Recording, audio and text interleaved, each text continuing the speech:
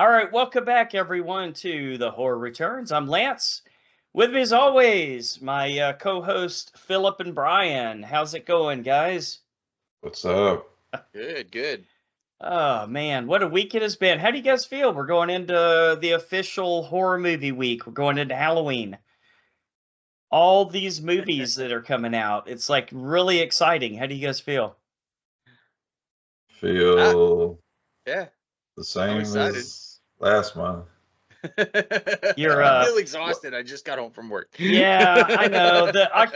What's the big release date? We decided, Brian, October 4th is when like literally everything is coming out on streaming for Halloween tomorrow. Yeah, I think on October 4th there'll be something on Shudder, Hulu, Netflix, Amazon, Peacock. I think they're all having brand new movies.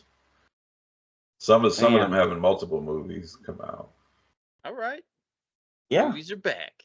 not mad about it. And of course, as you guys know, I'll be at the IMAX down the street checking out the Joker movie because what, Philip? Oh, God Musical. Yeah.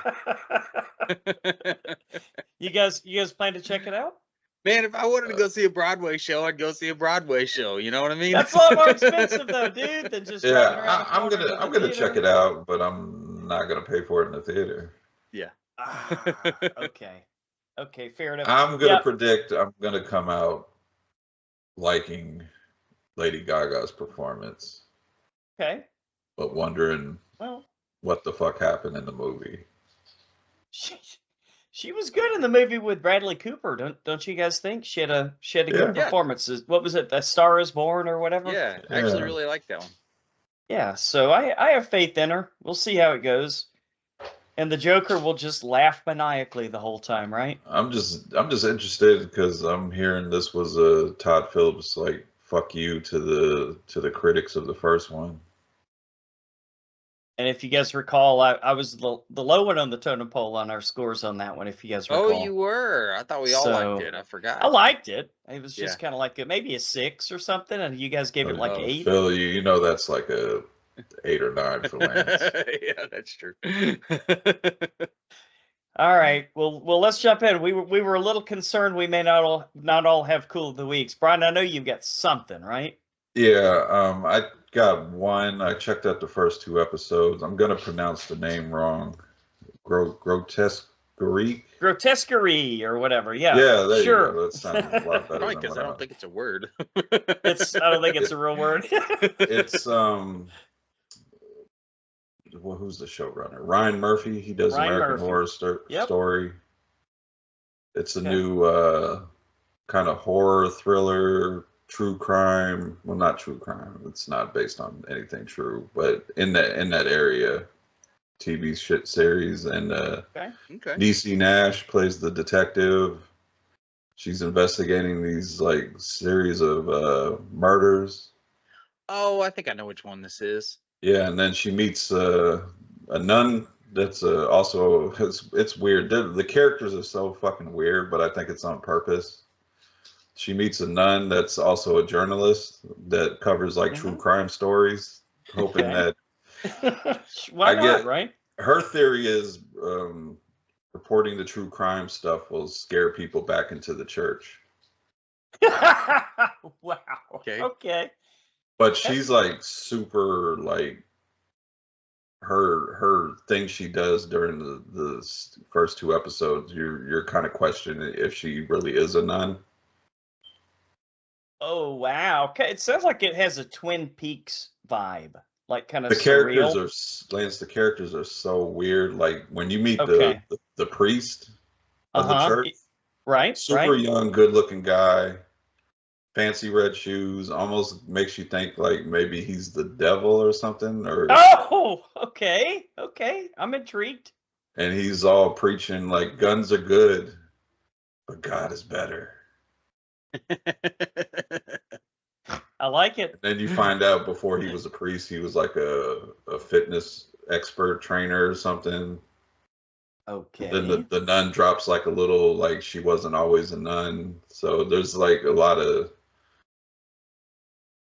interesting characters in it, and Niecy Nash. I know there was somebody on our Facebook page that like said they're not even gonna watch it because she was a comedic actress, and she's they're not even. Great in Reno 911. Yeah. Yeah, she was good in Claws, but I mean, yeah, she can do other roles. I'm sure. Is she super serious in this, or is there a comic edge? It's no comic edge. Yeah. Huh. Interesting. Okay, that's surprising. So, but I'm enjoying it so far. It's got that kind of American Horror Story style to it, the way it's filmed. Okay. But I'm enjoying the series, and it's super gory. Like, you don't actually see the murders happen, but you see the aftermath. Okay, kind of like Hannibal would do sometimes. Yeah, and then she's breaking down what happened in the first murder in the first episode. It was a family that got killed, and she breaks down what happened to the baby. Oh boy. Okay. Wow. And it happens over Thanksgiving dinner, I think. Oh man, they served the baby instead of a turkey. All she said was she didn't break down what happened to the baby. She just imagined the worst thing you can think of. That would be about the worst thing. Yeah. Eating babies is probably bad. It's worse than eating the cats. So it's less than an hour. They're about 45-minute episodes, so they're like quick watch, and they're coming out weekly. Okay.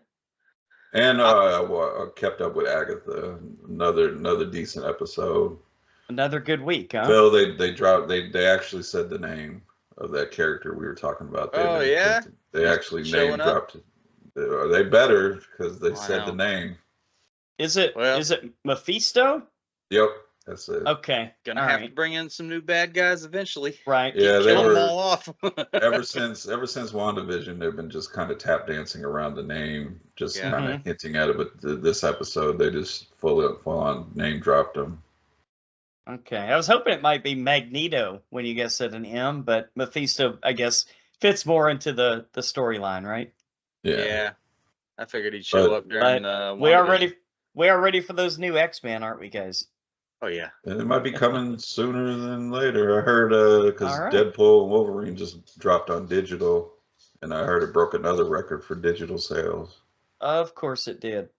That surprised me. So, are they gonna stick with Hugh Jackman? If I was in charge of it, I would say if he wants to do it, and he sounds like let him write it out. Yeah, he had probably one of the most funnest times making this latest movie. Right. Yeah. I mean, I can't say I'd be mad at it. He's done a great job. I would bring him back, but at some point you got to introduce a younger version. Yeah. Okay. Yeah, that makes sense. Or bring Cavalry. I'm down for that. He looked pretty badass in the movie, man. Right. But that's all I got is that one new show. Grotesquerie. All right, that's a good one, man. It's on my list that I want to watch, so I'll get around to it eventually. There's some elements in there, Lance, that AJ probably will not watch it with you. Oh, demons. Some religious stuff. So okay. Although she did sit through Apartment 7A and Rosemary's Baby with me. I was really proud of her. Demon babies. Yeah. I'm just warning you, there might be a turnoff for her in there. Okay, well, she might shoot you to look and be like, "What the fuck are we watching?" Yeah, kind of like she did with the original Speak No Evil, huh? Yeah, that was a rough night. That was a lonely night.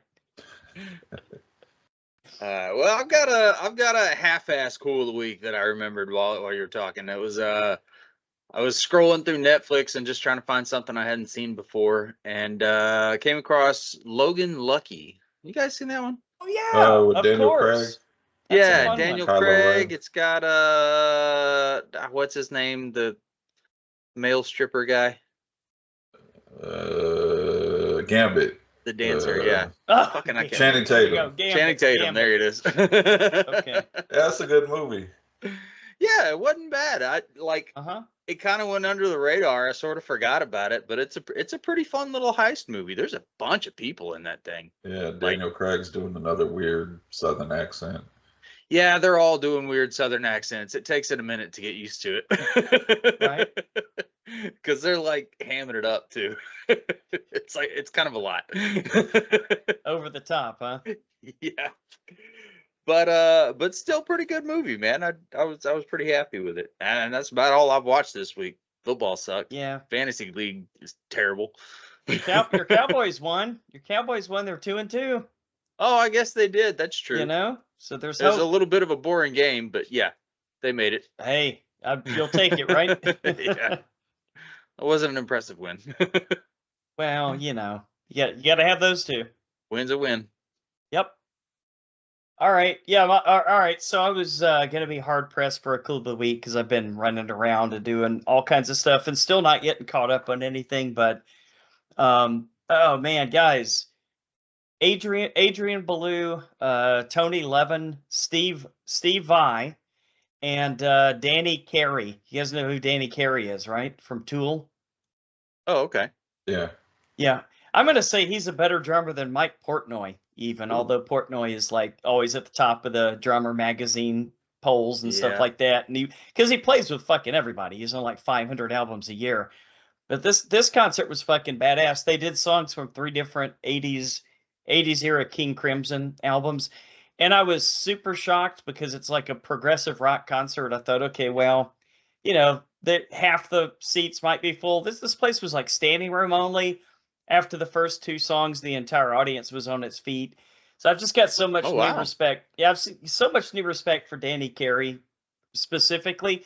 I mean, Steve Vai is awesome, but the way the music's written, it's like a lot like he and Adrian Ballou both play guitar, and Adrian Ballou does all those weird like animal sounds on his guitar, and at one point, like he was playing it with a drill, and he's just like super avant-garde, you know, experimental. Yeah. And the King Crimson stuff during that era lent itself more to that. So Steve Vai's out here trying to fucking, you know, shred, but like they keep pulling him back because Ballou's doing the artsy stuff. But yeah, Carey and Levin, they were fucking top notch. They like definitely kept the rhythm section going, and it was a good concert, man. Lots of solo performances and just a lot of fun. So yeah, Orlando's a pretty good place for music, guys. I mean, whatever you're into, whoever you like, they're probably going to play there at some point. And I think, you know, maybe it's because so many people come through here as tourists and whatnot. But yeah, the Beat concert, guys,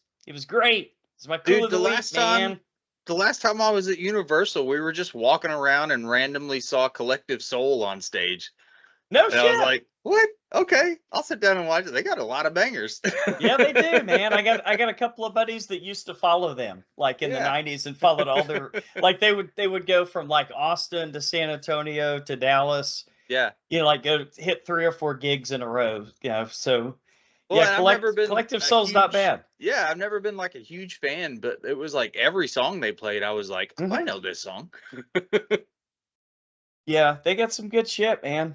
And so you just they just happened to be there, huh? You just caught them on like a stage in Universal? Yeah, we were like standing right in front of the stage. We're just walking by. Really? And it's like Collective Soul is playing. And I was like, holy shit, what? That's cool, man. Florida, man. Yeah, Florida, man. All right, that's cool of the week. Brian, you got some horror headlines for us this week? Yeah, we got a couple movies getting their anniversary re-release in theaters this month. We got Saw's having its 20th anniversary. It'll be in theaters October 20th and the 23rd. Also, the Texas Chainsaw Massacre is having its 50th anniversary. Oh, wow. And it'll be, from what I understand, playing in select theaters throughout the entire month. Okay. That's one to check out for Alamo sure. Draft House for sure is going to have that one. I have no doubt. Yeah, Saw, for some reason, that feels like fucking more than 20 years, because haven't they had more than 20 Saw movies at this point? We'll talk about it in. Okay.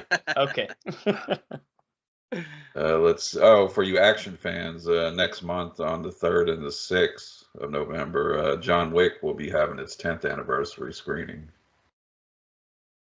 There you go. That'd be fun. All right. some horror news now. Sean Trenta has been hired to write the script for the Creature from the Black Lagoon remake, which is, I guess, officially being directed by James Wan. There you go, Philip. Okay. Guillermo del Toro's Frankenstein has wrapped filming and is now in post-production. Because Guillermo has already done the Creature from the Black Lagoon. So why would he do it again, right? It. It wasn't bad. It won Best Picture. Come on, man. Oh no, it was a good movie. Was it Best Picture though? It did. Oh, I got you. It won Best Picture at the Academy. How but about was that? it? I liked it, but not Michael Shannon's best role ever. That's for sure. I liked it, but I never came out of that movie thinking, "Man, this is gonna win Best Picture." Nah, it didn't blow me away. Didn't blow me away. You're not quite as into fish fucking as the critics are. I like how they showed you with the hands, like it opens up and the little thing comes out. I'm gonna butcher her name. Daniela Melchior. She was Ratcatcher in the Suicide Squad. Okay. Jake Gyllenhaal's love interest in Roadhouse. Oh yeah. Okay. Yeah, she has joined the cast of the Anaconda reboot. Oh. From what I understand, it's officially starring, because we talked about they were in talks, but okay. I guess it's officially starring Paul Rudd and Jack Black. Oh no! All right. So they're going the comedy route, huh? I'll watch it. I know you. You never know; they might be going serious. Okay. I mean, that would be a twist to me if they got these two like comedic actors and just played it completely straight throughout the movie. And I don't want to see Paul Rudd and Jack Black play it straight. I don't either. Let's see, Micah Monroe, hot movie star right now. Cast, she's going to star in the lead role in the Hand That Rocks the Cradle remake. I heard about this. Wow, I don't know how I feel about it, but we'll give it a shot, I guess, right? Well, it's got Micah Monroe. I'm good with that. Which I think I also read it's already filming. Wouldn't be surprised. Let's see. Scream 7 gets an official release date of February 27, 2026. A lot of people got mad at this, but I'm cool with them taking time and getting the story right. If this is Sidney Prescott's last movie, last story, bit of her story. Final stand, huh? Yeah, take time, get it right. Hilary Swank, the actress, I can never remember her name. She was in that movie. What, Anaconda? No, Logan Lucky. Oh, okay. It was fucking star-studded. Yeah, I guess so, man. She's joined the cast of Yellow Jackets season 3. I can see that. Yeah, that seems like a Hilary Swank kind of thing. Very Hilary Swankish, right? Yeah. Hilary Swanky. And the big news of this episode, which has a lot of people divided. Chucky has been canceled. Yeah, oh, no. That's what I heard. I mean, it's better to do that than let it go on too long, maybe, where it really starts kind of becoming the snake eating its own tail, so to speak, and jumps the shark and all that. Yeah. So, let's just be happy with what we got, right? Yeah, I'm not burn out then fade away. I'm not caught up with it, but I was kind of rooting for it to get, because they wanted one more season to finish the story. And okay, well, maybe they'll do a movie or something. It's a tight knit group, this cast, and I've seen them on social media basically like pleading with the studios to give it one more season, and I was kind of rooting for them. Yeah, I was looking forward to seeing John Waters in it more. That was going to be super bizarre, but we won't see that now. But what are you gonna do? But just because the Chucky TV show was canceled, don't mean Chucky's gone. He'll always come back somehow. I'll be back, you motherfuckers. Sounded like Wicked Witch of the West. Yeah, that was terrible. Terrible. And that's the news. All right, Philip, you ready to ready to go on down to that trailer park, man? Let's go. All right. Brian is going to bring us the big, the small, and sometimes the very, very, very weird. Brian, what is the first new trailer to talk about this week? Well, we got a pair of Netflix movies hitting Netflix in October. The first one is The Platform 2. Okay. Not going to try to pronounce anybody's name that was involved in making this movie. No butchery tonight, huh? We'll be here all day. Yeah. But Spanish language. Yeah. I really enjoyed the first one, and yeah, there's a couple of scenes in this trailer. It looks like it's going to be a continuation because I recognize some faces from the first one. So I thought that was the same guy. Yeah, with the long hair and the blindfold. Yeah, and then the other one, the guy that said this is some really good lamb or whatever. Yeah, I'm gonna have to rewatch the original. Yeah, I wonder if it's a flashback or part of this movie is set before the first one. Could be. But it just maybe it's all at the same time, and she watches the guy escape. Maybe. That's what I'm wondering. Yeah, or the could chick happen. or whoever it was. Because this looks like this is all out chaos in this movie. Yeah. Because there's multiple people on each floor and bodies stacked on each other. One scene kind of reminded me of that scene from World War Z where all the zombies were climbing on each other. I got that. I got the same feeling when I saw that, man. That was weird looking. Like they were trying to climb over each other to get out, or I mean, that's an awfully fucking long way to have to climb up. That doesn't seem a very efficient way to do it, but looked good visually. Yeah, I mean, it depends on what's going on. Maybe they stopped feeding them. Maybe they've been there a super long time, and maybe this whole being there a specific amount of time, and then you'll get some kind of reward. Maybe that was all a lie.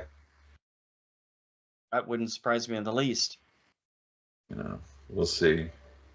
This one, the stack October 4th, Lance. This is one of the movies comes out October 4th.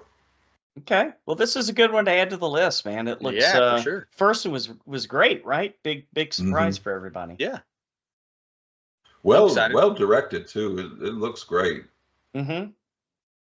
Yeah, now that I assume the first one had a lot of buzz and they probably didn't expect it, so I imagine this one has a little bit bigger budget.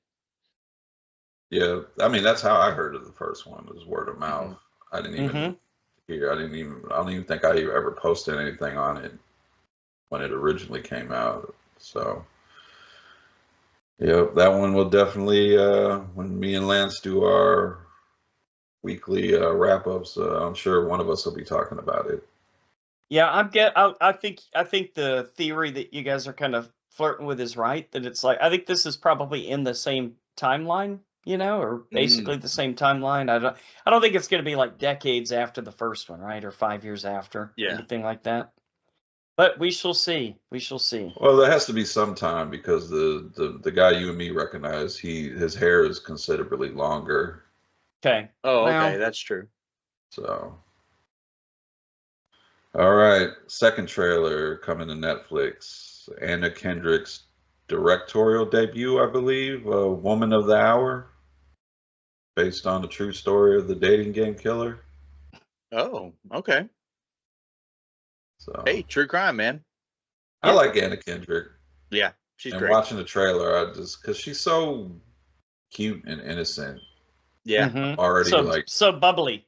I'm already pulling for her. Like, no. Protect Anna Kendrick. Right. I know. Don't do it. But I actually think the teaser trailer that came out before this was a little bit more effective because it showed that one. Yeah, it shows a scene where they're saying goodbye. They just went on a date, and she gives him a phone number, and then he's like, "Is this really your phone number?" And then she's kind of walking away, and then she's like, "Why don't you say your phone number out loud that you just gave me?" And she doesn't remember what fake number she just gave me. Oh, no. Okay. Wow. So she tries to walk away. He's kind of like, every step she's taking, he's taking a step. Uh-oh. So. And it's the guy? Thriller. Yeah. It's the contestant number 3 guy? Okay. Yeah. Well, that's kind of giving a little bit away, but, I guess it's a true story. So if you know, right?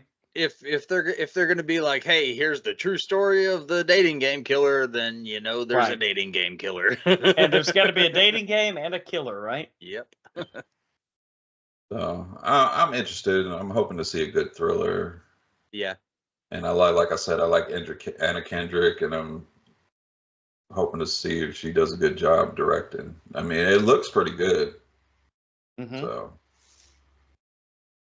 And Brian, what are girls for?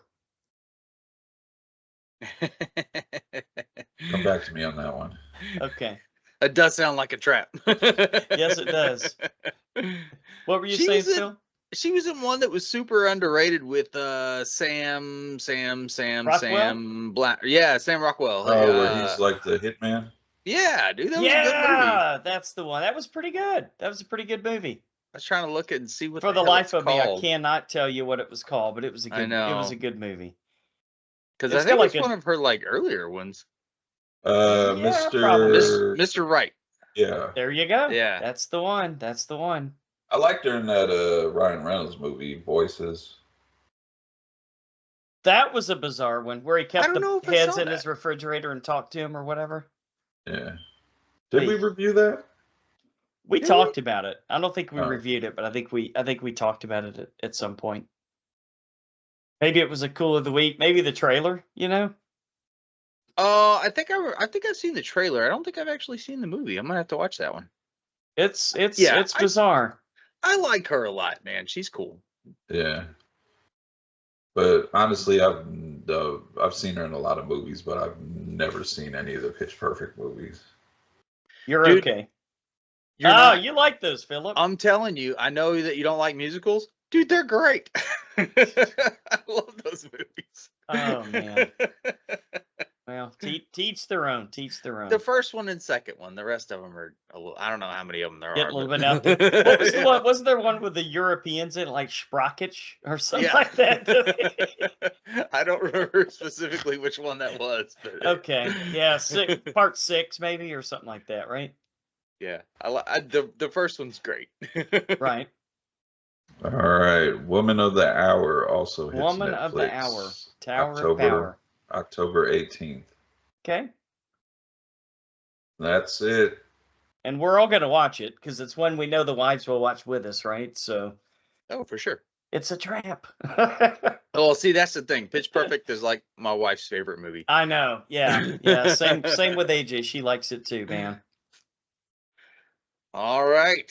On to listener feedback. This week we shine the podcast spotlight on the Horror Heals podcast. Horror Heals is about how horror conventions, culture, movies, performers aid us with our mental wellness. Partners in life, Corey Stulse and Kendall Austin Stulse host Horror Heals. It's the companion podcast to their popular Family Twist podcast. Firsthand, they've seen and heard the power of horror to help them feel better emotionally. Being part of the horror convention community is great for lowering their anxiety. There it is, guys. It's science. You got to come hang out with us at the next con that we go to.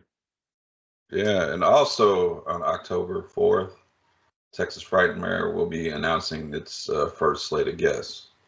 Okay, cool. So, big day Friday. Yeah, man. And we hadn't seen each other. We're all on opposite sides of the country now, so we should definitely meet up for something. Yeah. And let's see. In regards to the I Like It Spooky horror podcast, I just got recognized as one of their top fans.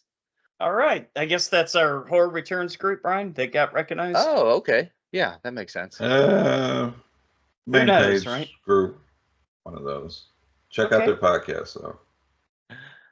Let's see. For Let Me In, John Constable says, great movie. Prefer the original, though. You know what? Me too. Mm-hmm. In regards to The Thing, Ricky Ross says, is it true they're making a sequel with Kurt Russell coming back? Well, Brian would know. Of all of us, Brian would know. Rumors.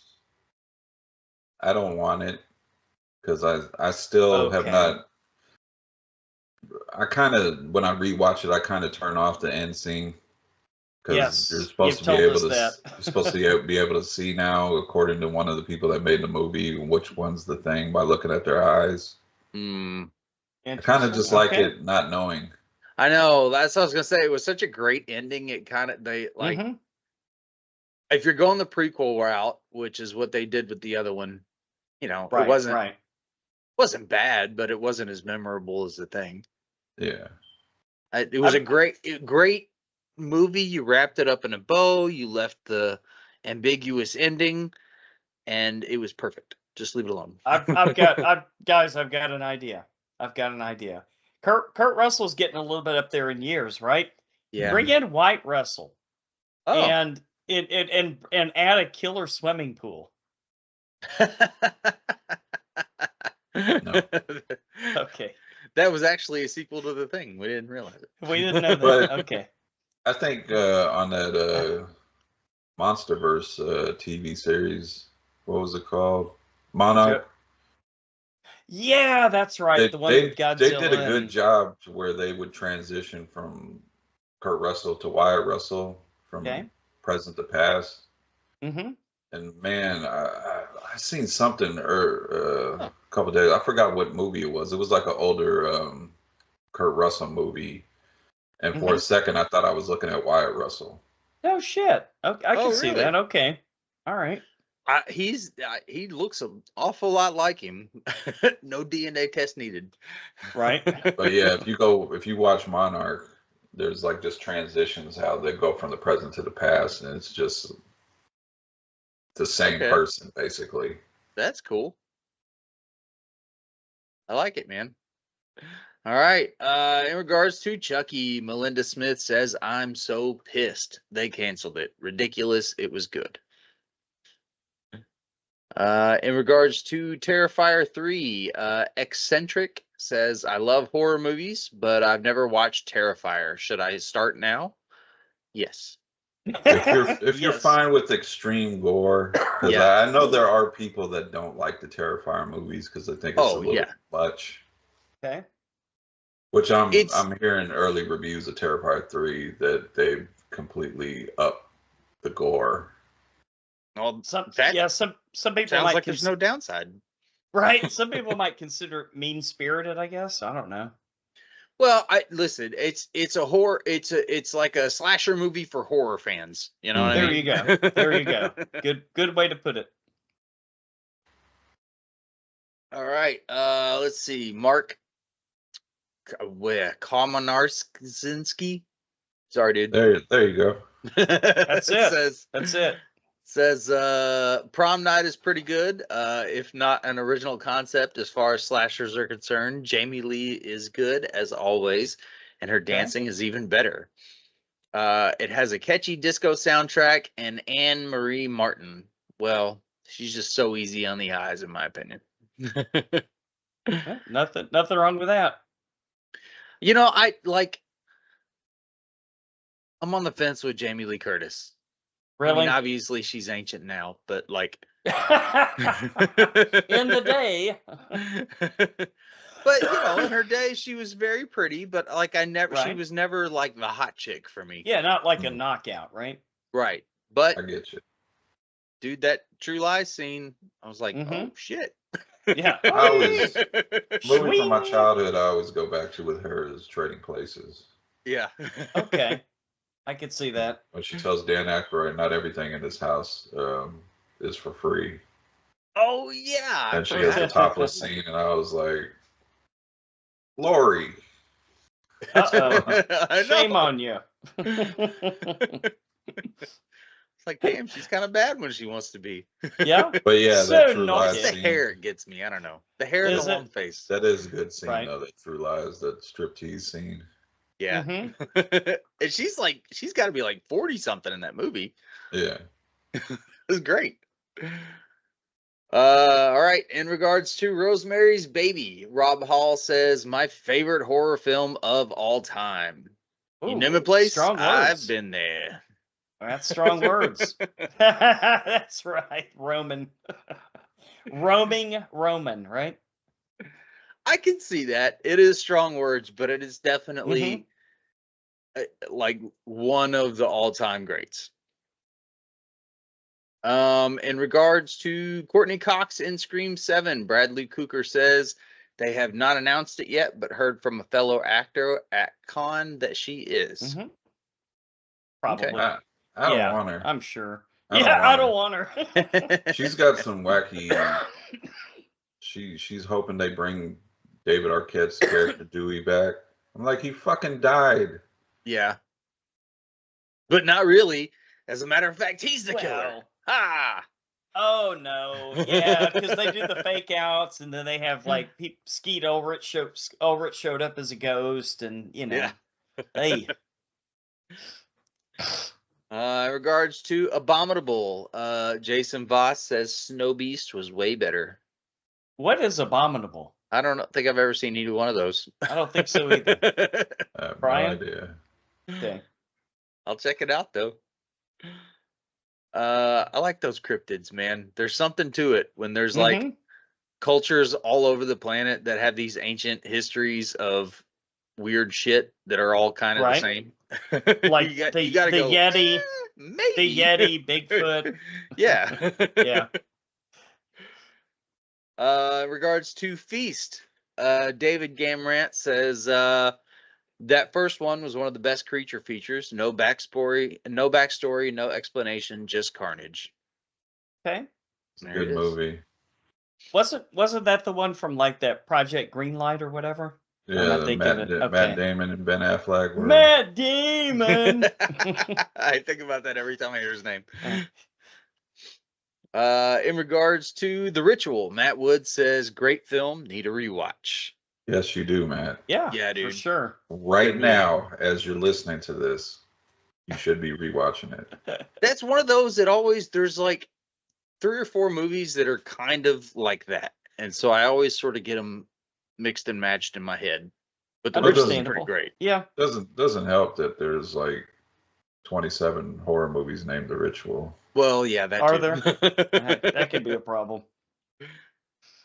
Let's see. In regards to Grotesquerie, Sean Justice said just started watching it last night and loving it so far. There you go, Brian. Yeah, I might have to check that one out, man. What's it on?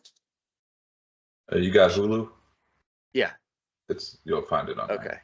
Okay. It's a FX show. Gotcha. In regards to Carnival of Souls, James N. Pogues says, I own it on DV and have the soundtrack on vinyl. Nice. Awesome. In regards to Lisa Frankenstein, David Barta says, fun movie. I generally don't gravitate towards musicals. But was it a musical? There was some musical numbers. Yeah. Okay. It's flirting with it. Okay. Just like the movie we'll talk about later was flirting with it and making me angry. Oh, yeah. Okay. I gotcha. Point taken. Oh, I gotcha. Yeah. Let's see. In regards to Don't Worry, Darling, we have a split decision. Jordan Bennett says great fucking movie, and Monte Light says an underwhelming film. I wonder if he went in Monty Light because I know this was one of those movies where everybody was talking about like hidden gem no one's talking about, like high score on Rotten Tomatoes. I wonder if he was overhyped. Probably. Kind of went. Maybe. That can happen. Because I kind of went in expecting it to suck, and it was like better than I thought it was going to be. Right. All right. In regards to Speak No Evil, Becca Gomez says good movie. Yep. Either one, right? Yeah. They're basically the same. Well, you want a different ending? Watch the American version. Yeah. Go with the American version. Don't fuck with Americans. Actually, I think I like the original better. Yeah. You want a happy ending. Yeah. Well. All right, that's it for listener feedback. Logos and intro comes from Steve Carlton from the Geeks. Original skull artwork from Natsulani. And if you'd like to help us out, please consider becoming a Patreon patron. We'll let you pick the movies for a future show at any amount, and for $5 or more a month, also pick a commentary for a future bonus show. And still doing it to the end of October only. Still doing it. If you join at the $5 tier and stay with us at least 3 months, you get 6 free koozies, a free t-shirt, and a free pop figurine that we will choose for you. Based on how we feel your personality is. Maybe right, maybe wrong, but it'll be fun. It'll be fun, right? Give it a shot. And we do have a brand new patron, Matt Wood from the UK.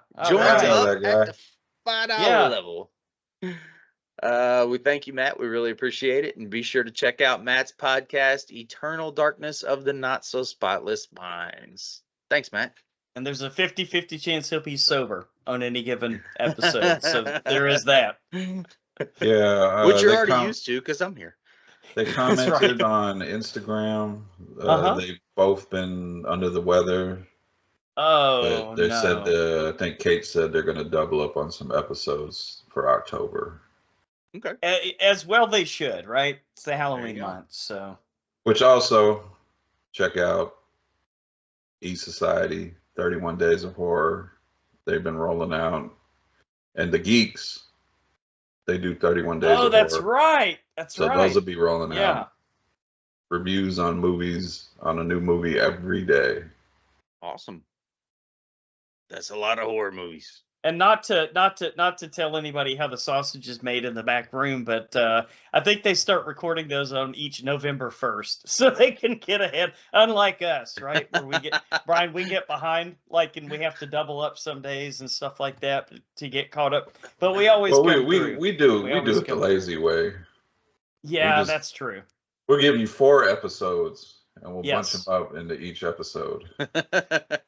Yeah, a little bit. That's pretty more smart, doable. though. A little bit more doable. Dole it out throughout the year. Maybe we should try it. All right, on to featured attractions. This week we go back and take another look at Rosemary's Baby, as well as the new prequel, Apartment 7A. We'll start with Rosemary's Baby from 1968. Is it 68 or 69? 68. Okay. A young couple trying for a baby moves into an aging, ornate apartment building in Central Park West. Ornate. That's what it says. Use that word in the sentence, okay? Ornate. Your Christmas tree is very ornate. SAT words. Right? No shit. Where they find themselves surrounded by peculiar neighbors. Director is, of course, Roman Polanski. Speaking of my cool week from a few weeks ago, Chaos, right? And he was in the middle of that shit. Right. Also known for Chinatown and Charlie Manson. Writers are Roman Polanski with Ira Levin. Mia Farrow ate raw liver for a scene in the movie despite being a vegetarian at the time. Oh, she should have been in Speak No Evil. That's what I was thinking. All right, Lance, what did you think about Rosemary's Baby? This is you said it was kind of a classic. I mean, it really is. I mean, there's a lot of surrealism in this. There's stuff in this thing that I kind of was a little bit shocked to see on this viewing. And I don't know, are there different versions of this? Because I saw the Criterion Collection version and it was about almost 2.5 hours. Are there other versions out there that don't have as much, nudity and weird sexual situations as this one did? Because probably when it was originally released, it probably didn't have as much stuff as we've seen in it now. Yeah, it was. I was really shocked to see some of that stuff because for whatever reason I don't remember it being in there the first time. But some of the dream sequences and then obviously the rape scene. Yeah, pretty intense, man. Pretty nasty, and I was kind of shocked. I was like, okay, this was a 1968. I know that was a long time ago, guys, because that was the year I was born. So that's my acid test, right? So, and it took place in 65, 66, because they showed a calendar and it was switching over to Happy New Year 1966 or whatever. But there were a lot of similarities between this movie and the other that we'll get into later. But so looking at just this movie for itself, I mean, I think the acting on the part of everyone was top notch. The husband just did a great job of just being an ass. Oh, just guy. A complete self-centered jerk. And there were clues early, Brian. Like, for example, remember that scene where she was talking to someone? She said, "Well, he's an actor. It seems like all actors have a self-centered part to them. That's just how they are. So it's okay. I just live with it." And so it was actually really good insight, I thought. Well, one thing that I noticed in this movie, I was kind of shocked that it was kind of like, so if this movie were to come out now, you'd see a lot of guys on social media saying, "Oh, this is just like a women empowerment, girl power movie. All men are evil, all men are bad, yeah." But hey, this was 1968, so this shit's been going on for a while. So that kind of shocked me. It's kind of like this almost feels like something that might be made now with some of the stuff that's political messaging and stuff like that. As a movie, it felt super claustrophobic at times. They obviously were they were gaslighting her, right? Making her feel like she was crazy. It was really, it was a lot more subdued though than coming right out and, having a bunch of, witches tear somebody apart or having someone's body contort and they die. It's like, well, how did they die? Well, they went into a coma and just kind of died. And the one actor, so the husband got the part. Well, what happened to him? Well, he just kind of went blind. It's like no explanation for it. He just kind of went blind. And then as she discovers the books and starts reading up on it, it kind of you slowly are like, all right, well, that makes sense. And then that was a good scene though, because he was like, at first he was like, yeah, he just went blind. Oh, by the way, I got the part.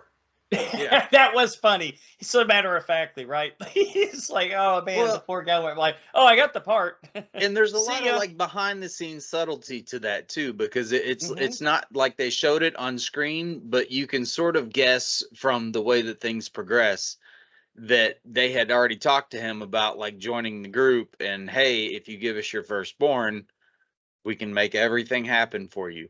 Yeah. And he's like, yeah, whatever, kind of bullshit. Story, right? And they're like, okay, well, we'll get you the part. And then will you do it? And he's like, yeah, I'll do it if you give me the part, but it's bullshit. Right? Yeah. Yeah. And then it wasn't. If I remember, there's a scene when I think somebody asked her if he was even a good actor. Mm-hmm. And she kind of, he's okay, he's meh. He's meh. He's been in a couple of plays and a lot of television and radio. He said that a couple of times, right? Yeah, that was the line. That was which made it more realistic. I like that. Was the line. Dude, she did great in this movie. Old people are fucking creepy. Am I right, guys? I mean, these old New York characters, especially when they're satanic. Well, yeah, right. And the movie was. I'd have hung out with Minnie and Roman all fucking day. They seemed cool as hell. Cool. And he had all those had all those stories to tell. And, been all over the world. Name a place I've been there. I know. It's he was just weird enough to be endearing. Yes, very much so. And all the other neighbors too, right? And there were a lot of, we'll get into it again in the next movie, but there's lots of recurring characters and stuff like that. So. Yeah, I thought it was really well done. It was subtle. It didn't hit you over the head with it. It kind of started out slow. The rape scene was pretty intense, but there again, it wasn't too over the top, right? You could kind of tell what was happening. And that one scene where she said, "This isn't a dream. This is really happening." That was fucking terrifying. Fantastic line. Fantastic line. That was the highlight of the movie right there. They could get rid of anybody, right? The guy she was going to meet in front of the Rockefeller Center or whatever that mysteriously went into a coma so he could never meet her. And they're always around. She's on the phone with the doctor. It's like, I got to meet you now. And then you see that old gentleman just kind of lean up against the phone booth. As soon as she's done, he just kind of walks away. But then you didn't know if he was a part of it or not. It sort of fed into the paranoia. Very subtle, right? Very subtle. At first, I thought he was the doctor. when you can only see the back of him, I thought, that's the original Doctor. And then, of course, the young Doctor didn't believe her. Charles right? Grodin. Was that Charles Grodin? This is a young Charles Grodin. No shit. The okay. Doctor? I should have caught on to that. Oh, see, and he was not my favorite character because I thought that I don't know, he seemed like kind of bland, kind of an ass when he was like when he sold her out. Yeah, see, that's my question. Yeah. Did he sell her out thinking she's crazy and needs help? I think so. Or was he one of the? No, I think he thought he was doing the right thing. Yeah, I think he thought he was doing the right thing. Okay. But if you think that you're doing the right thing, maybe you don't do the steely eye stare. Fuck you, right. Look. Well, it is Charles the Grodin. whole time. It is Charles Grodin, Philip. He's made a career out of playing assholes, So this was good training for him. But no, I just ratcheted it all up to okay. So this is the three. It was basically like three men, right? That were all working together and convincing her and gaslighting her that she was crazy. Some of which knew that she really wasn't, and one that thought maybe she was.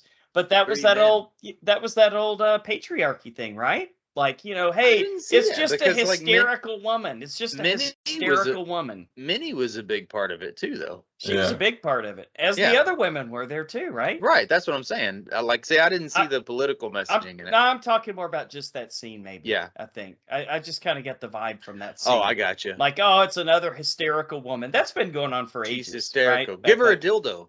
Yeah, there you go. Or they used to give them smelling salts back then, right? No, that's why dildos were invented, apparently. It was like hysterical women. No, is that Yeah, true? It was like a medical device. That makes perfect sense. I swear to God, I read that somewhere. Okay, yeah. I I'm totally full get of it, man. useless facts.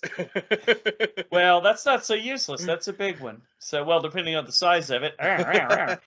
Yeah, no, this was a good movie, man. This was an exercise in not going too far too fast. Kind of slow burning, but like the movie moved pretty quickly for like a 2.5 hour movie. The version I saw, I was kind of shocked how quickly the movie got to its ending. So I was happy with it. And then that scene in the end of it when I guess she's getting used to it and she's decided to be the mom. I don't know. I'd like to hear what y'all's theories are on that. She is the mom. Yeah, but I mean, like, she's gonna be the full-fledged. I want to be part of this now, and it's worth putting up with a Satanist to be able to take care of my baby.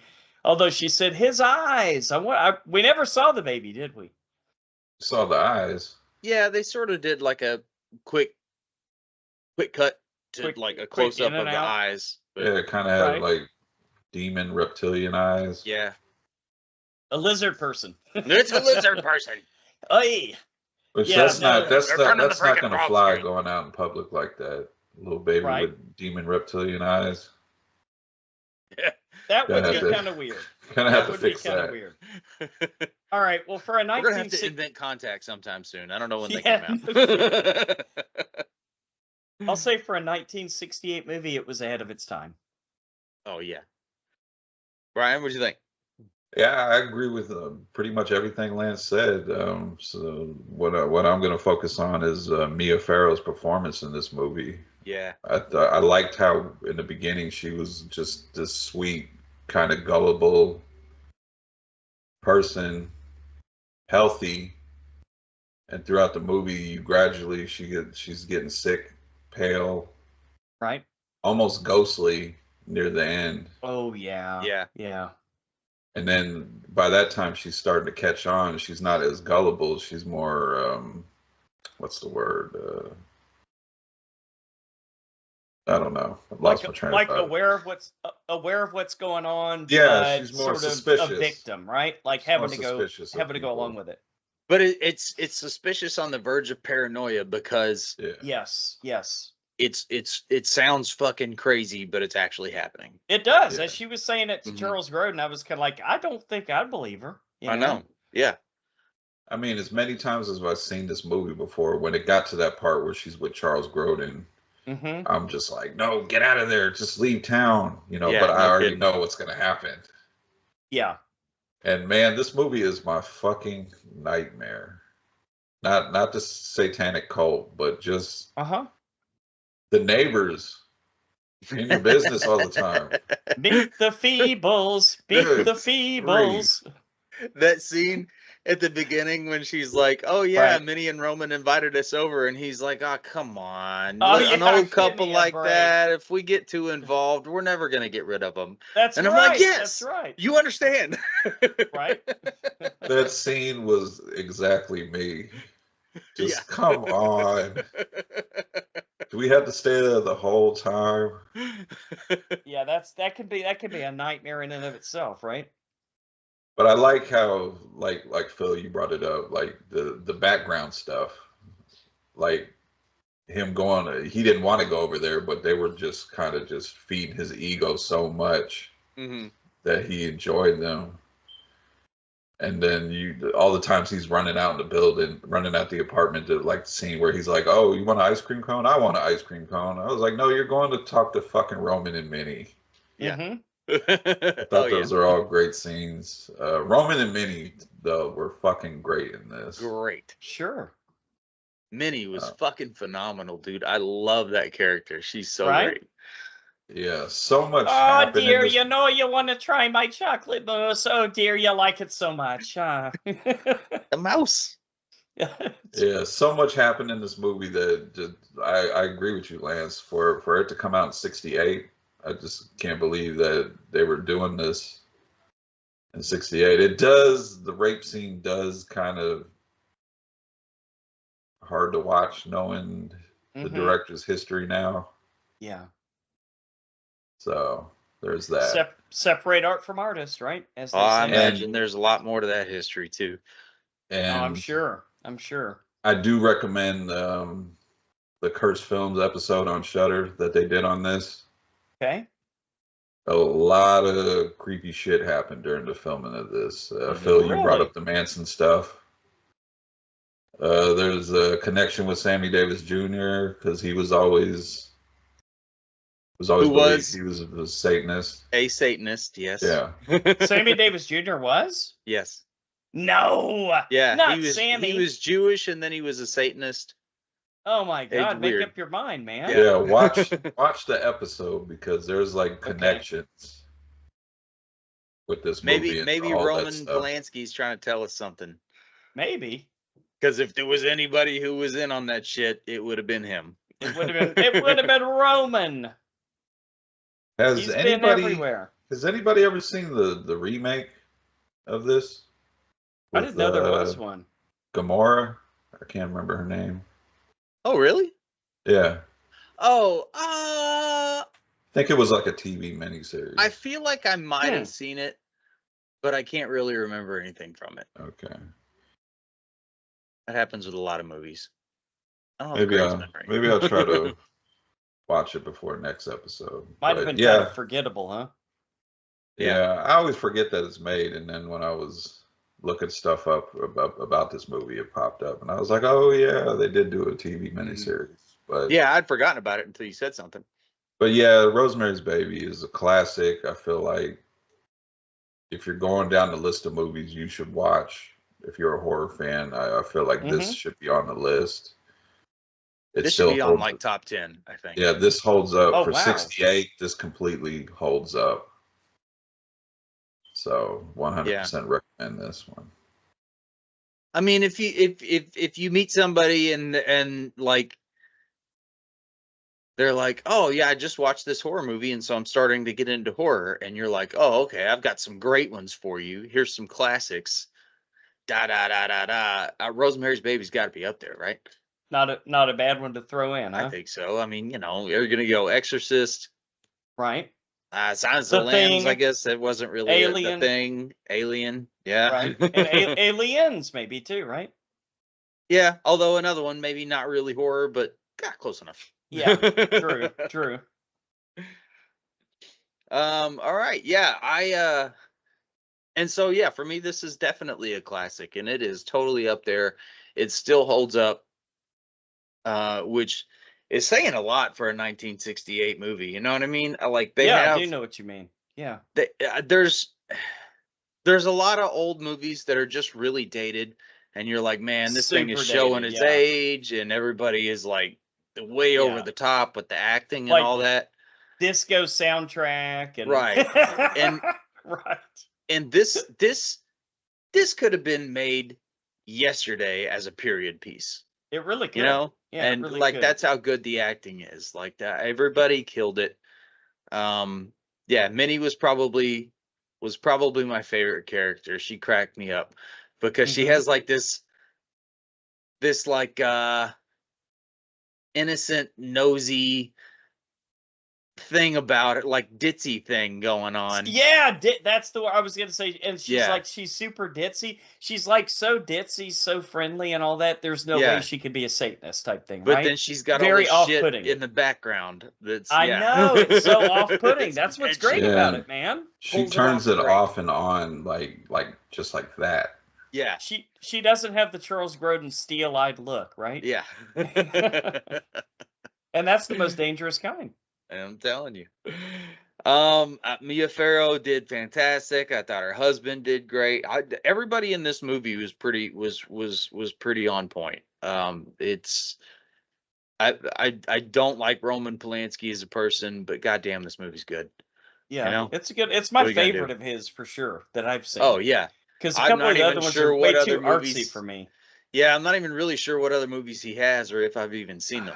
What was that one we saw with a lady that was in the apartment by herself and like going crazy and she shut herself off from the world? I can't remember what it's called. Somebody's yelling at me because it's like it's like a classic. Huh. Like there's a Criterion collection of that too, but like okay. I can't think of it. Sounds familiar. Was it a Roman Polanski? I thought it was. I'm gonna go into IMDb while you guys talk because I am dying to think of what the heck this movie was because I'm sure it was. Yeah, man, he killed it with this one. I thought like he pulled the best performance out of everybody that was in there. Right. Even like in the dream sequences. Repulsion. Yeah. Repulsion. Okay. Okay. But the dream sequences were like different than any other movie I've ever seen. You know, like it's on the yacht. Yeah. with the captain and because there's she's a sort storm coming, zoning out and falling asleep, and now the bed is on a wave, right? Yeah. And so she's on a boat. Yeah. It was everything makes sense. Mm-hmm. And like you can tell the dream sequences are dream sequences, and no musical numbers, Brian. Yeah. Well, and like any background noise or music in these dream sequences just cuts out completely. It's like totally silent, except these weird random things that the people on the boat and stuff are saying. And then that's when she's the demon thing that's happening and she's getting raped. And I didn't, as far as rape scenes go, that one wasn't as uncomfortable as a lot of them. As some. And I think it played well for the movie because sometimes they just go on too long and you're like, okay, man, I fucking get it. But this one didn't. Like it worked into the movie, and then she throws out that line, this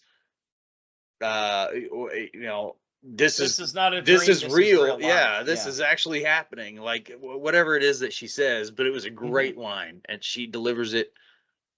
Nailed it. Yeah, dude, I love this movie, and I watched both of them twice because I was trying. Yeah, because I watched Apartment 7A first, and then I went back and watched this one, and then I went back and watched Apartment 7A again because I was like, okay, what happened now? Yeah, the connections and stuff like that. Because I'm trying to line everything up, and then I watched this one again, and it's just a better movie. It just is. Yeah. Like, well, spoiler. We'll get into that. We'll get into that. Yeah. All right. But we need Naz on this one. It's going to be hard to top this one. Hella good. That's what Naz says. Where's Naz when you need him? Scores. Lance, what do you think? 8.5. Solid 8.5. Oh, wow. Okay. Yeah. It's way up there. Brian? 9.5. 9.5. Yeah, I think I'm going to go 9.5. I almost want to give it a 10. Okay. I thought you were going to. You know what? I'm going to give it a 10. I thought you might. I mean, it's a piece of art, and going back and rewatching it, it's like I don't know if he could have changed a whole lot to make it better.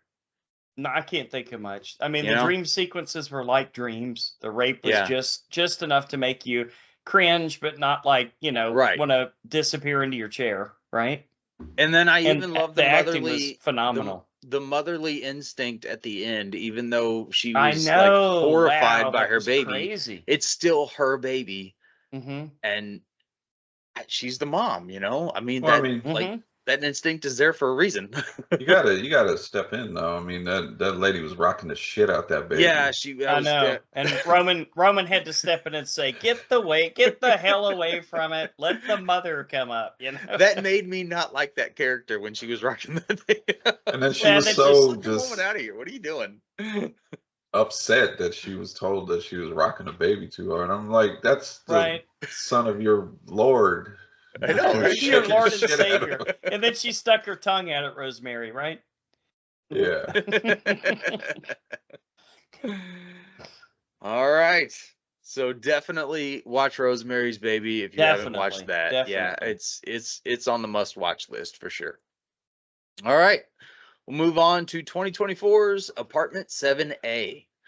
A struggling young dancer finds herself drawn in by dark forces when a peculiar, well-connected older couple promise her a shot at fame. Director is Natalie Eric James, also known for Relic. Relic is another one of those kind of like The Ritual, right? Isn't it? I haven't seen it. It's from a couple of years ago. I think the lady, young lady, moves into her grandparents' house or something. Yeah, Brian, is that right? Okay, it's maybe a not. story of like different ages, different generations. Oh, okay. All right. Well, I'm thinking of a different movie then. You're thinking I of thought that was it. Thinking of the relic that happens in that museum. Oh, okay. Maybe that was part of it. I don't know, man. There's Could all be. of them. They sort of blend together sometimes. Sometimes they do. Sometimes they do. Writers are Natalie Eric James, Skylar James, and Christian White. Okay. In Rosemary's Baby, the character of Terry Gianfrio appears briefly in the laundry room scene where she speaks to Rosemary about how the Castavets have taken her in. She tells Rosemary how their apartment leads into hers, which is shown in the film Apartment 7A. Spoiler. Is that? I don't think that she tells them that because she doesn't know that. I didn't think so either. I think that's some faulty trivia, IMDb.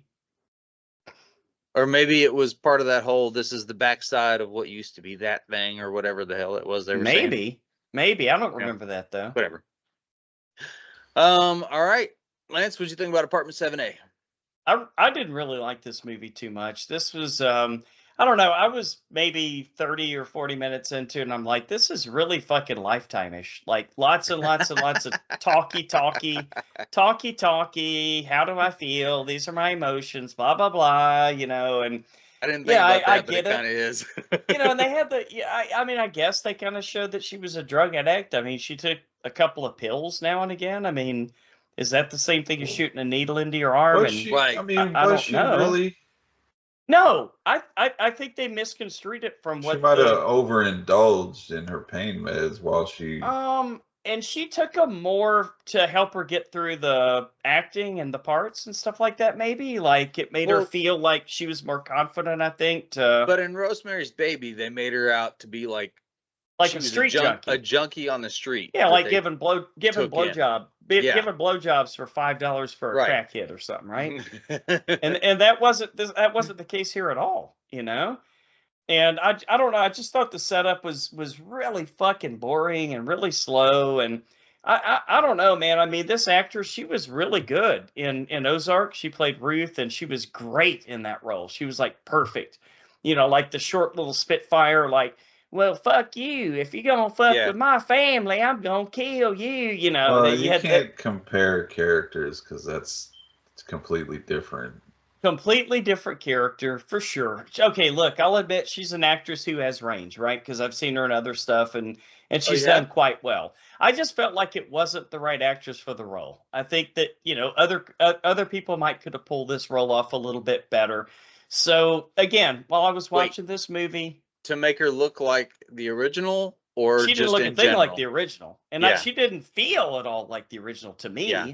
Yeah. And to me, she didn't seem like, her trajectory or like her storyline was what the original made you think it was, right? Where she was that desperate and like, it's that strung out or whatever. I don't know. True. Maybe I'm being nitpicky. But the bottom line is this: I didn't think she was the right person for the part. I thought that the script was pretty boring. I thought that all the scenes were the same way. Lots of talking early on, not much action. But one thing I will say, and then of course I kind of like the way they twisted it at the end, where she also was yelling "Hail Satan" and everything. And it's like, is she or isn't she, or is she actually buying into this You're now? doing the crow thing, Lance. Oh no. Oh, go ahead, fuck. keep going. This is the new movie. This is the spoiler alert. Yeah. Oh, fuck. All right. Let's just say that this one was kind of heavy-handed to me. I will say this though, and here's my point. I don't want to say anything else because I'm crowing it up big time. So, yikes. All right, Brian. Sorry about that. That's Sorry, okay. guys. We'll get into that in spoiler talk. All right, we'll get into that spoiler but talk. I don't think you gave any too much away. I did. No, you didn't. But I mean, I felt like you. I was definitely going there. I was definitely tiptoeing. All right, so, but then after finishing this movie and being like super nonplussed with it, I watched the original again, right, which I hadn't seen in a while, and I'm like, okay, I have new respect now for the new movie because they actually did tie a lot of stuff together. They had a lot of the same characters, a lot of the same beats. There was one scene toward the end that they tied in that was from the first movie that I thought was done perfectly the way they did it. So I have to say they did a pretty decent job on this, tying it into the first movie and making it, like a prequel in that universe. And then, the hidden doorway you talked about in trivia and that type of stuff. So I will say this is one of those few movies that my score is going to be a couple of points higher for having seen the original and understanding how much respect and dignity they gave the original when they made this movie than when I just saw this standalone as it is. So, or is it? Because I want to get into that in spoilers. So I kind of hated it, but then when I rewatched the original, I was kind of like, okay, now I have a little bit of respect for this one. I gotcha. And that's all I'll say because I don't want to spoil anything accidentally. Brian, what do you think? I agree with you, Lance. This kind of felt like a TV movie. Very TV movie, right? I think kind of did. Very TV movie. I kind of felt like if this was something in the theater, I would have been really fucking upset. I seen it in the theater. Yes. Oh, that's a good point. I also agree with you. Julia Garner, fantastic actress. Mm-hmm. Much better hair in this one, I gotta say. Yeah, not right for this role. Completely miscast in this role. Diane Weiss and whoever the actor is that played Roman, fantastic. I agree. I agree. They were the high points of the movie. They were absolutely the high points of the movie. Huh? What about Minnie? Yeah, that's Diane Weiss. Oh, that's okay. Yeah, she did. But what about so the guy that played Roman, I thought killed it. I thought they both killed it. They were both great. She did good, but it seemed like an impersonation. Yeah. I kind of got that vibe a little bit in sometimes. But she did it well. Without watching, because I watched this one first, so without watching Rosemary's Baby first, I loved it. And then I watched Minnie do it, and I was like, oh, okay. Yeah, that's how you really do it. That's how it's really done. I thought she did a fantastic job. I for a minute there, I forgot that was Diane Weiss. I mean, I recently just rewatched The Lost Boys. That's the mom from The Lost Boys. That's right. Yeah, that's right. That's been a while. I do like all the connections they made in there, but there was just some moments in there that were just acted poorly. Agreed. And there's one. I'll get into spoilers. The way it was acted just came off so fucking comedic to me. And the dream sequences were fucking horrible. Am I right? Yeah, they were weird. It's like they were trying to imitate what Polanski did. Yeah. They're trying to duplicate what he did and just poorly executed. But like a Big Lebowski route. Yeah. I do like this the will ending. not stand. Man, I do like the ending that you were about to get into, Lance. I do like the way that played out and how it ended, and the which I last also scene. have questions about. Yeah, we'll get to it, but yeah, I it just cheaply done. Some of the acting was just subpar, in my opinion. And Yeah, like a network television movie, right? yeah, yeah. Don't want to spoil it, so I'll just pass it over to you, Phil. I don't know how I feel about this movie. I think Okay. is my issue right now. It's definitely not as good as the original. I did love Julia, whatever her name is. Garner. And yeah, Julia Garner. Like, dude, she's a great actress. I really like her. And I liked watching her in this, but I can totally see where she may not really fit the role. Especially after watching Rosemary's Baby and seeing how that Terry Giannoffrio was. Because that was a different human being, you know? And like completely. It was a completely different everything. Yeah, see, I watched this first and then went into Rosemary's Baby. For a second there, I completely forgot this is supposed to be that character because it doesn't feel like that character. Yeah. Well, and so that's what I did. I watched this one first, and then I watched Rosemary's Baby, and then I was like, maybe I missed something. And so I went back and watched this again because I was like, oh, okay, that's this person when they had the scene in Rosemary's Baby where she was talking to her in the basement. I was like, oh, it didn't click that that's who that was. And so I went back and watched this one again just to try to make some connections. And that's where I have questions. I'm really excited to get into spoilers. But for me, this one was kind of just okay. I didn't hate it. Yeah, like didn't hate it. It was worth watching, but it wasn't as good as it should have been. As it could have been. Yeah. Like it should, like with the people that they had in this movie, it should have been better. And they went, a lot of it I think was directorial. Like they went a weird route with it. Like there weren't as many creepy scenes. There wasn't the paranoia. Oh yeah, not at all.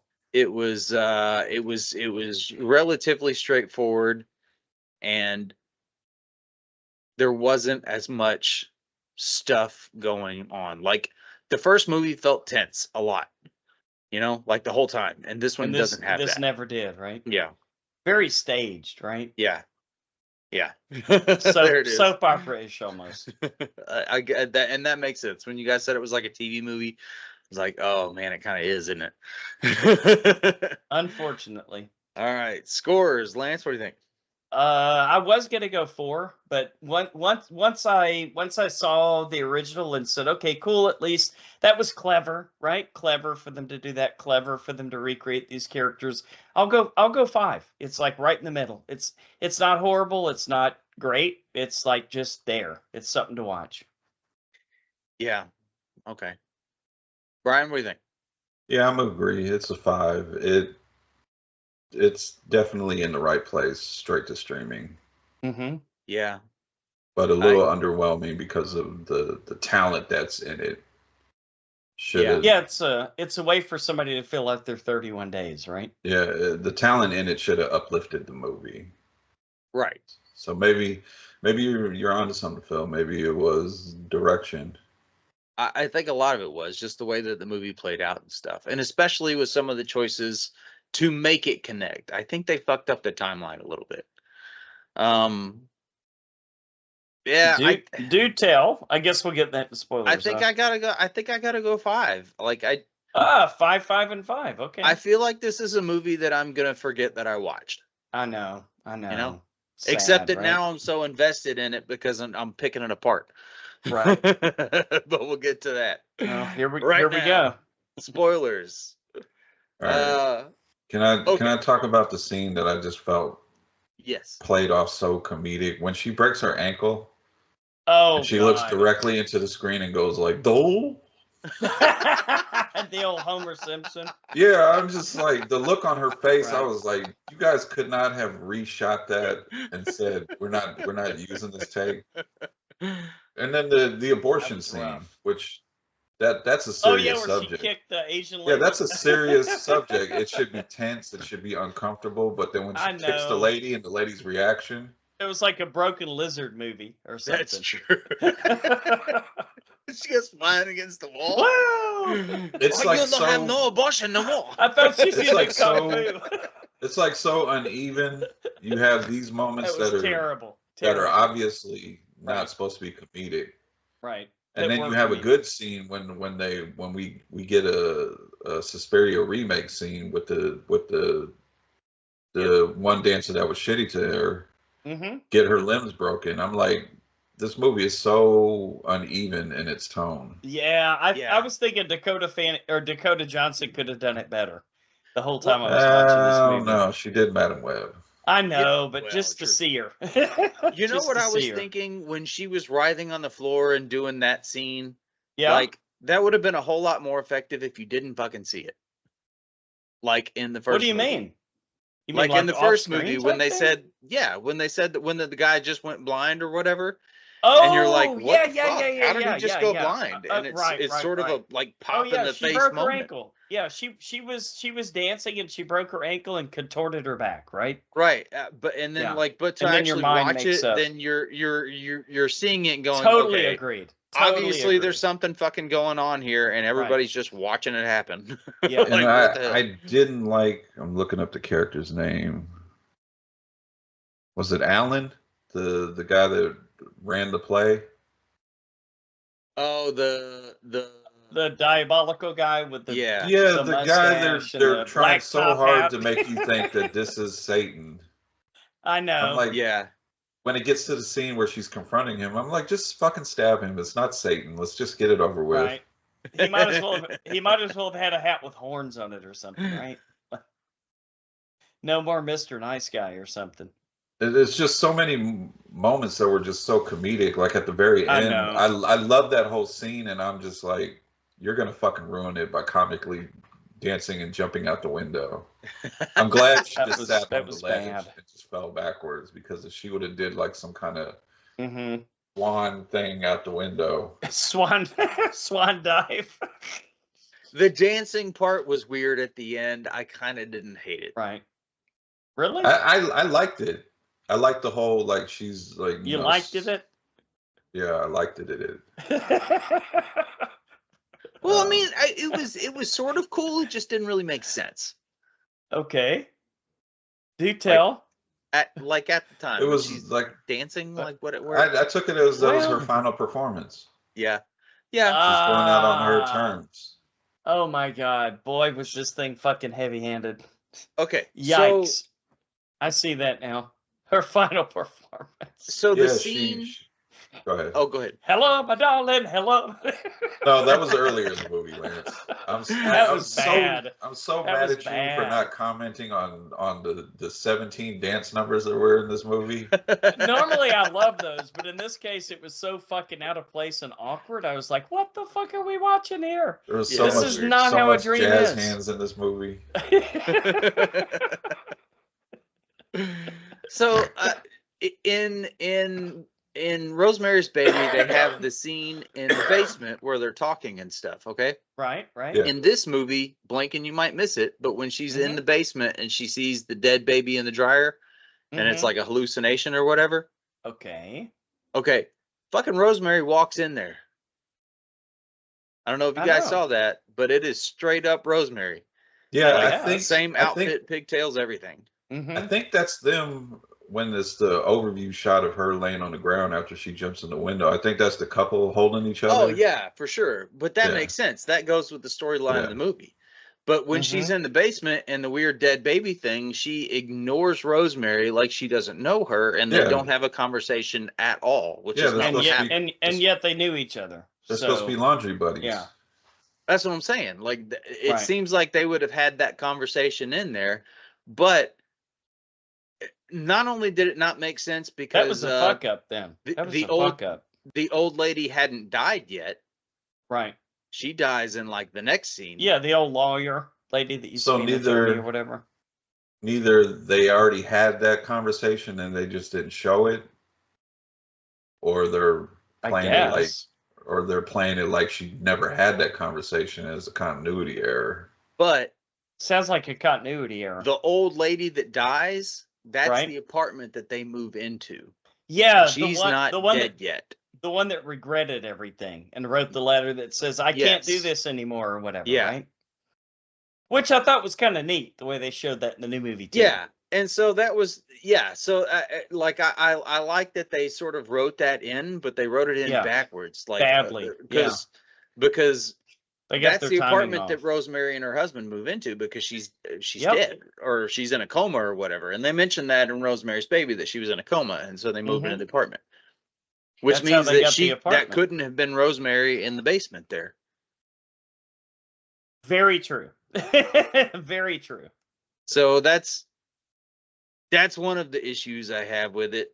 Also the sparkly Satan. I don't know where that came from. Yeah. It's like, why that's not how he looked in the first one. Yeah, I know. It was weird. Not the best prequel, right? But I just thought it was kind of clever the way that they at least tried to tie it together, right? They tried, but they didn't do their homework. Yeah. Yeah. That's what I'm thinking. Like, it seems like you would, with the movie like Rosemary's Baby, and you're making a prequel to it, you would make sure that the timeline is very congruent, and it's not in this movie. So I'm going to sound like a boomer, but what was this just some fucking millennial that made the movie and said, oh, I remember watching this in film class 3 years ago when I was in college. Probably. And I love Rosemary's Baby, so I'm going to make something that's an exact prequel. And then I'm pretty sure the director's very young. They just didn't do their homework, You're right. If they made that many fuck ups and it was that incongruent with the timeline of the movie, now my 5's starting to sneak back down to a 4 on this movie again. And then another one, that last scene where I guess I should have seen it twice like you did. Where she jumps out the window. Right. Aren't Minnie and Roman in the room with her? Yeah. Because well then how are they walking down then how are they walking down the street later? Maybe they came downstairs after they ran away and went out. Maybe because before she falls back out the window backwards, her and Minnie lock eyes and they're smiling at each other, and then she falls out the window and then Minnie screams no. And then you jump into Rosemary's Baby and her and Roman are walking up the street. Okay. Not coming out the building, but like coming to the building. Coming home from a night out. Yeah. Yeah. Okay, so that's weird. But guys, why is the devil in this movie sparkly? Like that's it has what I'm saying. It's like bedazzled. Like bedazzled or something, right? Like somebody got a fucking black sock and put it over themselves and put bedazzles over it and said, I'm the jazz hands devil. Even when he somewhat looked okay looking, it was just that one asshole that owned the play in a mask. Right. Oh, yeah. Well, that's true. They got it right in Rosemary's Baby. They got it right? They just barely showed it. They did a quick cutaway from the face and the eyes. Yeah, and that was it. And then they showed the claw on the side of her, and then she woke up with the scratches on her. And he said, well, baby, I want that kid, so I decided to go ahead and go with you. You're not mad at me for raping you while you were asleep, are you, babe? That was so creepy. Man. Hey, it was a little bit of necrophilia. Hey, I know that line. Maybe that's the problem. Rosemary's Baby did a great job of not showing but alluding to. It was so good. This movie tried to show you. Right? They had big shoes to fill. Yeah. But they tried to show you, and they didn't show you much. You know what I mean? They didn't do it enough, and then the stuff that they did show was kind of disappointing. Kinda or a lot? I don't know. Okay. And I felt like the cult members, the Satanists, even though we didn't get to know a lot of them in Rosemary's Baby, they seemed always around. Always around. Always this one, watching, Rakowski. This one, it felt like we only got to see a few of them at a time until the very end when they're at the party. Yeah. And when I always felt like it was just his whole building. I mean, the doorman was in on it. Of course, yeah. And Rosemary's Baby, I just felt like the whole building was just filled with them. And this one, it didn't really feel like that. I thought it kind of did. I mean, but we didn't see them. True. And then you had that whole exposition dump with the nun. Like, why was that even in there? Because they had to get you some information really quick, and so they just used the nun to do it. So they used the Catholic. They used the magical Catholic, right? Yeah, well, that knows everything. She for some reason knew that this was a fucking building full of Satanists that are like murdering and raping people. It's like, wait a minute. Jesus Christ. Maybe you should tell the cops or something. No kidding. Yeah. But that was a little lazy to me. I think the biggest problem with this movie was direction. That was so bad and lazy. Guys, I had honestly even forgotten the nun was even in this movie until you just mentioned it again. I saw it and it went out of my mind. She's only there for like 30 seconds, and all she does is explain everything. Yeah, explain. Yeah. Then right into another dance number. Yep. Yeah. All right. That's enough about this one, right, guys? Yeah. I think so. All right. Well, as always, we want to thank you guys for listening to another episode of The Horror Returns. We definitely appreciate your patronage, your feedback, and your ideas. So please stay involved in all our socials. Give us, let us know what movies you want us to cover. Hopefully, it won't be something we've already covered, and then everybody wins. Just go to thehorrorreturns.com or send us an email at thehorrorreturns@gmail.com anytime you like. Next week, we are going to be joined by Darren Wilson of the Psychosemantic Podcast, part of the Legion Network, to talk about Salem's Lot. And Brian, as you've heard me say many times before, when the fuck is this new Salem's Lot movie really coming out? And I guess it really finally is. Is this a real thing, or is this a fake out? Well, we watched the trailer, Lance. You remember? I know, but I've seen trailers that didn't really happen too. So I'm reserving judgment. When is it going to be released? It's coming straight to Max, damn right? Thing, and the only thing that popped up was a trailer. That was a couple weeks ago, but still. It releases the Stacked Friday. This Friday on Max. For sure, right? As of recording this, it'll be on October 4th. Okay. I don't know what Lance is talking about. Trailers he watched that never happened. That sounds like Lance was under the influence or something. If he's watching stuff that never happened. Could be. Maybe he's got a demon baby. Demon baby. So, we're looking forward to it. Finally, the new Salem's Lot. So, Brian, until the horror returns again. Good night.